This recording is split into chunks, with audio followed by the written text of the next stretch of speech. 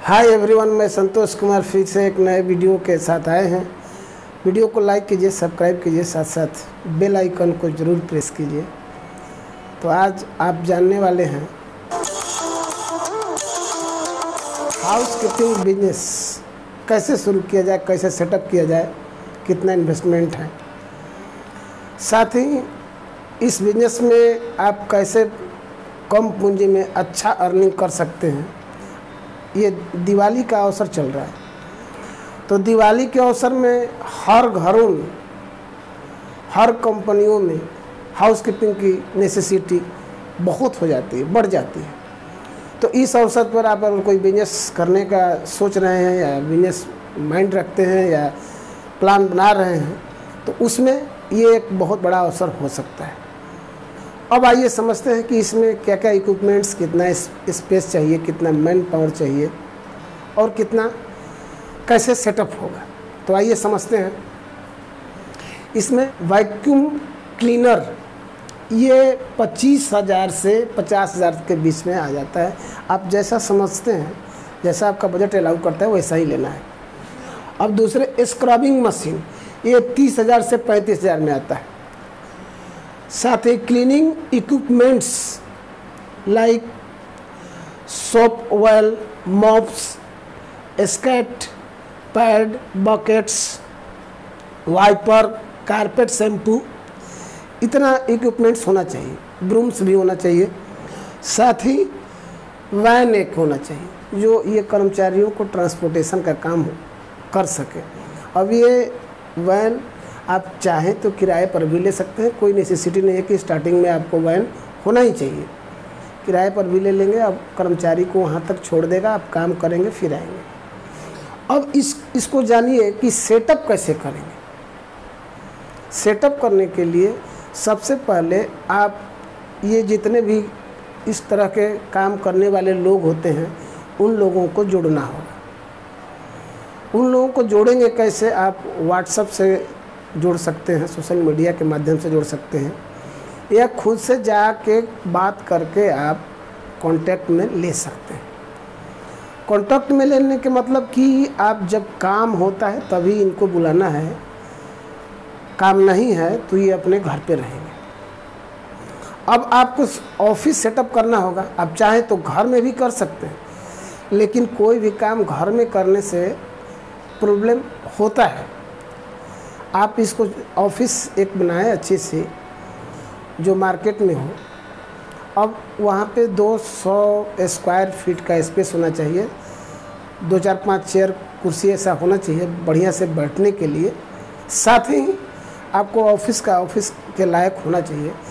अगर इस तरह से आप ऑफिस बनाते हैं तो इसका करियर अच्छा होगा। आप घर से शुरू कर रहे हैं तो कोई बात नहीं, घर से ही शुरू करें, लेकिन जब अर्निंग हो जाएगा तभी आपको ऑफिस सेटअप करना होगा। सेटअप करने के बाद अब ये सेटअप कहाँ करें, सबसे मेन पॉइंट यही है।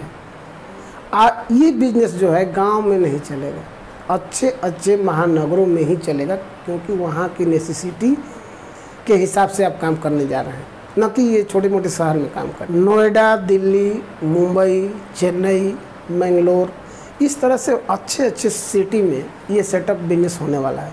छोटे शहरों में सेटअप तो होगा लेकिन बहुत समय लग सकता है।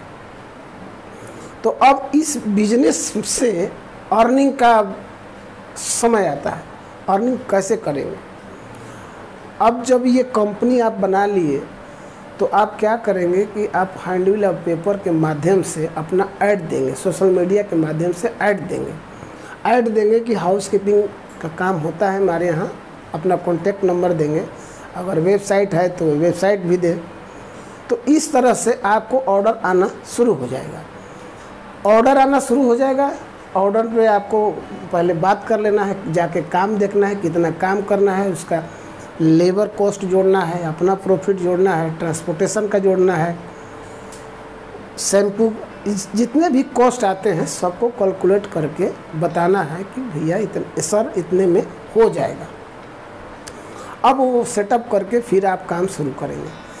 उन लोगों को कॉल करेंगे जो आपके नॉलेज में वर्कर हैं, हाउस कीपिंग वाले केवल सफाई ही नहीं करते हैं, मतलब वो अच्छे से सेटअप भी करवाते हैं। तो इसका थोड़ा सा नॉलेज आपको रखना है, काम आपको कराना है। तो इस तरह से एक बहुत बड़ा सेटअप तैयार हो सकता है। 10 से 20 लोगों को आप जोड़ सकते हैं, उसको जॉब दे सकते हैं समय के हिसाब से। जब जॉब रहेगा उनको कॉल करना है, जॉब नहीं रहेगा उनको अपने घर पे छोड़ देना है। तो इस तरह से थोड़े पैसे में, अब इन्वेस्टमेंट की बात करें तो इसमें 2 लाख के आसपास इन्वेस्टमेंट है। छोटा सा ऑफिस बनाना है, छोटा सा अपना सेटअप होना है, साथ ही कुछ पैसे होना चाहिए कि कोई वर्कर आपसे मांगता है, इमरजेंसी हो जाता है, तो पार्टी दिया और ना हो पैसा तब भी आपको उस वर्कर को देना ही है। तो इस तरह से कोऑर्डिनेशन होता है, कोऑर्डिनेशन करके इस बिजनेस को करना है। सब कुछ सेटअप हो जाने के बाद जब आपका कंपनी रन करने लगेगा, अच्छा आपका बिजनेस आना शुरू हो जाएगा, तो कंपनी को, तो इसको कंपनी बनाना होगा। कंपनी में जैसे 10 लोगों से आप अधिक लेते हैं, गवर्नमेंट का रूल है, तो उसको रजिस्टर करना है। रजिस्टर करने से आपको ये फ़ायदा होगा कि एम्प्लॉय हैं तो उनका PF ये सब कटेगा। ट्रेड लाइसेंस भी होना चाहिए, GST भी होना चाहिए। साथ ही जब रजिस्टर करेंगे तो आप ऑनलाइन माध्यम से सब जगह काम कर सकते हैं, ऑल ओवर इंडिया में काम कर सकते हैं।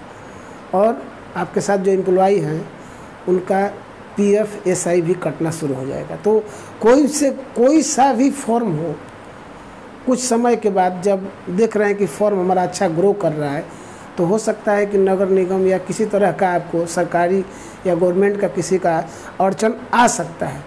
तो उसके पहले आपको रजिस्टर फॉर्म को अपना या कंपनी को रजिस्टर कराना बहुत ज़रूरी है।